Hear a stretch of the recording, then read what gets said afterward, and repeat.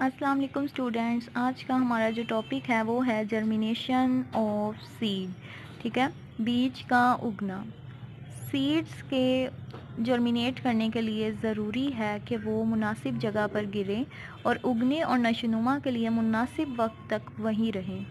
ठीक है, अब हम इसकी डेफिनेशन पर आ जाते हैं। डेफिनेशन को अगर आप देखें तो seed embryo develop into a seedling. ठीक है, कि सीड का एम्ब्रियो जो है, जो बीज का एम्ब्रियो है, वो सीडलिंग में नमू पा जाता है।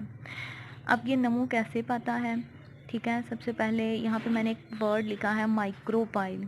माइक्रोपाइल हमने लास्ट लेक्चर में पढ़ा था कि ये सुराख होता है जिसके ज़रिए से बीज जो है वो वाटर को एब्जॉर्ब करता है। ठीक है, तो माइक्रोपाइल जो है इसके ज़रिए से क्या होता है, जो एम्ब्रियो है वो एम्ब्रियो पानी को जज़ब करता है, जिसकी वजह से ये फूल जाता है और इसके नतीजे में जो सीड कोट होता है, ठीक है, सीड है, सीड के बाहर उसका जो कवर होता है सीड कोट, वो फट जाता है।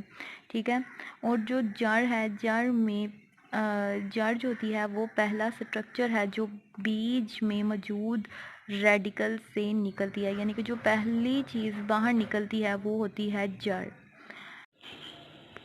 सीडलिंग जो है ये क्या है? डेफिनेशन में वर्ड आया है seedling, a young plant that emerges. ठीक है, नन्हा पौधा जो है जो कि इमर्ज करता है, उभरता है, निकलता है फ्रॉम द सीड्स, बीज से। जो बिल्कुल जब आप बीज जो है सीड को जो है सॉइल के अंदर क्या करते हैं, रखते हैं, कुछ दिनों के बाद छोटा सा एक पौधा जो है वो बिल्कुल नन्हा मुन्ना सा उसके अंदर से निकलता है, अराइज करता है, इमर्ज करता है। ठीक है, सीड, उसे सीडलिंग कहते हैं। And is dependent on reserve food, जो कि किस पे डिपेंड कर रहा होता है, जो स्टोर्ड फूड होती है सीड की डेवलपमेंट के लिए ही उस पर डिपेंडेंट होता है। अब ये मैंने एक डायग्राम यहाँ पे बनाई है, पी की डाइकोट प्लांट है। ठीक है, यहाँ पे आप देखें ये दोनों इसके क्या हैं, कोटिलीडन्स हैं, और ये ऊपर दरमियान में जो है ये एम्ब्रियो मौजूद है। ठीक है, तो कोटिलीडन्स के दरमियान यहाँ पे जो है ये ऊपर वाला पार्ट जो होता है ये प्लोम्यूल होता है, जिससे शूट अराइज करती है, शूट निकलती है, शूट बनती है। शूट किसे कहते हैं? जो स्टेम वाला पार्ट होता है। नीचे वाला जो पार्ट होता है ये है रेडिकल, जिससे क्या बनती है आगे फ्यूचर में? रूट बनती है, इससे रूट निकलती है। ठीक है, हमने पढ़ा था कि जब सीड कोट फट जाता है तो जड़ जो होती है, रूट जो होती है, वो पहला स्ट्रक्चर है जो कि क्या होती है, रेडिकल से। यही वर्ड हमने पढ़ा था कि रेडिकल से बीज में मौजूद रेडिकल जो है उससे निकलती है। ठीक है, रूट जो होती है, इसके बाद ये तेज़ी से, जो रूट है ये तेज़ी से साइज़ में बढ़ती है और ज़मीन से पानी और ग़िज़ाई मादे जो होते हैं, ठीक है, उनको ये क्या करती है, जज़ब करती है। ठीक है, फिर नेक्स्ट स्टेप में क्या होता है कि जो प्लोम्यूल है, प्लोम्यूल जो है वो छोटी सी शूट में जो है वो कन्वर्ट हो जाता है। इससे जो है वो छोटी सी शूट राइज करती है, जैसे कि स्टेम वगैरह निकलना शुरू हो जाता है, छोटे छोटे लीव्स होते हैं। ठीक है, और जो कि बड़ी होकर मिट्टी से बाहर निकल आती है। ठीक है, यानी कि मिट्टी के अंदर ही होती है और फिर उससे आहिस्ता आहिस्ता बाहर निकल आती है।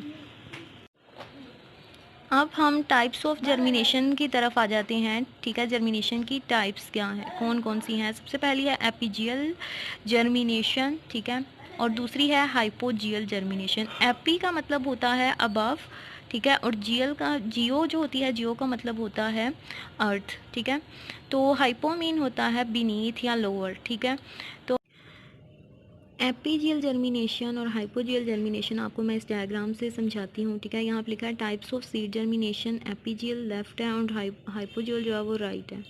एपीजियल जर्मिनेशन को अगर देखा जाए तो सबसे पहले ये आपको सीड नज़र आ रहा है। सीड से सबसे पहले जो है वो क्या निकली है, जैसे कि हमने देखा था रूट निकलना स्टार्ट हो जाती है। ठीक है, रेडिकल से, और उसके बाद शूट निकलती है। तो हमने देखा कि ये देखें शूट जो है वो भी इसके अंदर ही जो है वो पहले निकलती है और फिर आहिस्ता आहिस्ता वो ये क्या होती है, मिट्टी से बाहर आती है। अब हमने देखा था कि एपीजियल जर्मिनेशन जो होती है ये जो है वो जर्मिनेशन की वो किस्म है जिसमें बीज की नमो के दौरान, ये बीज है इसकी जो है नमो के दौरान हाइपोकाइल, ये जो हाइपोकाइल है इसके लंबा होने के नतीजे में जो प्लोम्यूल और कॉटिलीडन, यहाँ आपको कॉटिलीडन भी नज़र आ रहा है और प्लोम्यूल जो शूट पार्ट होता है, ठीक है, प्लोम्यूल और कॉटिलीडन जो हैं वो क्या होते हैं, बाहर निकल आए। बाहर कहाँ से निकल आए, ज़मीन से बाहर निकल आए, ठीक है, तो इसे एपीजियल जर्मिनेशन कहते हैं। इस तरह की जर्मिनेशन जो होती है वो मोस्टली जो है वो क्यूकम्बर में होती है, बीन्स में होती है, और इसके अलावा मेलन उसके अंदर ये होता है। हाइपोजियल जर्मिनेशन में क्या होता है कि ये है हाइपोजियल जर्मिनेशन, ठीक है, ये सारी।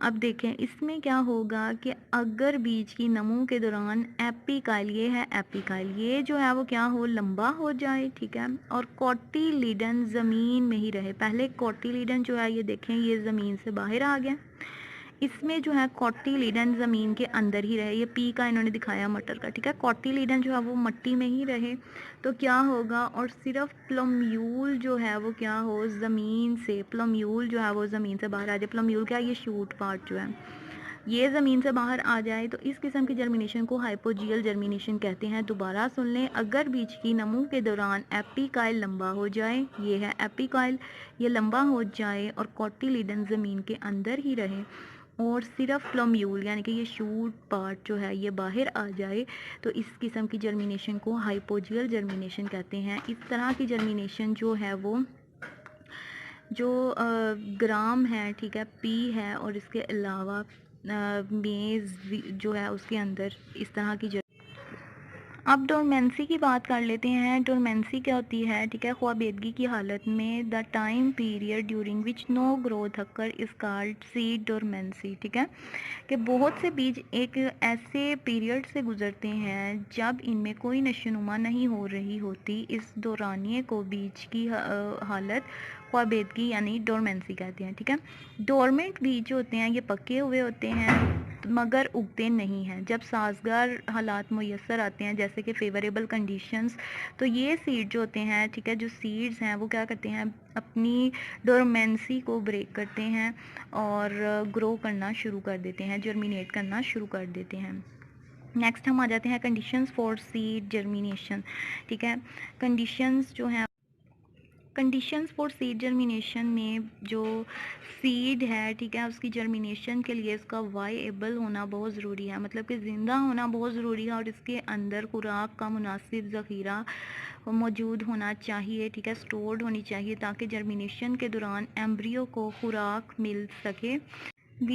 बीज की जर्मिनेशन के लिए वाटर, ऑक्सीजन, टेम्परेचर और लाइट होना ज़रूरी है, ठीक है। अब सबसे पहले हम वाटर को जो है वो डिस्कस कर लेते हैं। वाटर क्या है, जैसा कि हमने पहले भी पढ़ा था कि बीज जो है वो माइक्रोपाइल के रास्ते से पानी को जज़ब करता है, ठीक है, ठीक है, जिससे ये फूल जाता है और इसका सीड कोट फट जाता है। इसके नतीजे में जड़ बाहर उगाती है, जो रूट होती है वो बाहर निकल आती है। पानी जज़ब होने से बीज में एंजाइम्स जो होते हैं वो क्या होते हैं, फ़ाल हो जाते हैं और ये बीज में मौजूद खुराक को हज़म करके एम्ब्रियो को मुहैया करते हैं। पानी जज़ब होने से एपिकाइल और हाइपोकाइल भी लंबे हो जाते हैं और वो बीज से बाहर निकल आते हैं। अब अगर हम बात करें ऑक्सीजन की, तो ऑक्सीजन जो है वो जैसे ही पौधे का एम्ब्रियो नमो शुरू करता है तो ऑक्सीडेटिव मेटाबॉलिज्म शुरू हो जाता है, ठीक है।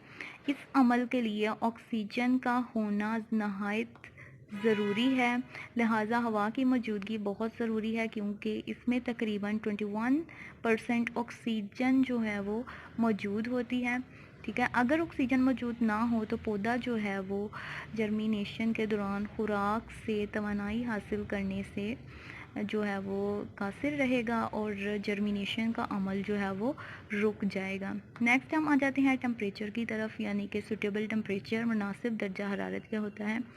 बीज की जर्मिनेशन जो है वो आम तौर पर 5 डिग्री सेल्सियस से 30 डिग्री सेल्सियस के दरमियान होती है, लेकिन ज़्यादातर बीज पौधों के बीजों की जर्मिनेशन के मुनासिब तरीन दर्जा हरारत जो है वो 25 डिग्री सेल्सियस से 30 डिग्री सेल्सियस तक है। मुनासिब दर्जा हरारत बीज में एंजाइम्स के अफ़ाल के लिए ज़रूरी है। लाइट की अगर बात करें तो कुछ seeds for example viscous album, ठीक है, इसकी जर्मिनेशन जो सीड है, सीड की जर्मिनेशन के लिए लाइट नेसेसरी है। अगर लाइट नहीं होगी तो इसके सीड में जर्मिनेशन का अमल नहीं होगा। अब जर्मिनेशन के अमल की जो इब्तदा है, ठीक है, वो बीज के कोटिलीडन या एंडोस्पर्म टिश्यू में ज़ख़ीरा शुदा खुराक यानी कि जो स्टोर्ड खुराक है उसकी मोबिलाइजेशन हार्मोन्स की मदद से होती है। ये हार्मोन्स जो हैं कुछ पौधों में जिब्रेलिन्स हैं। जी तो स्टूडेंट्स, आप लोगों को अच्छे से समझ आ गई होगी, तो प्लीज़ हमारे चैनल को सब्सक्राइब करें, लाइक करें और शेयर करें। ठीक है, ओके, थैंक्स।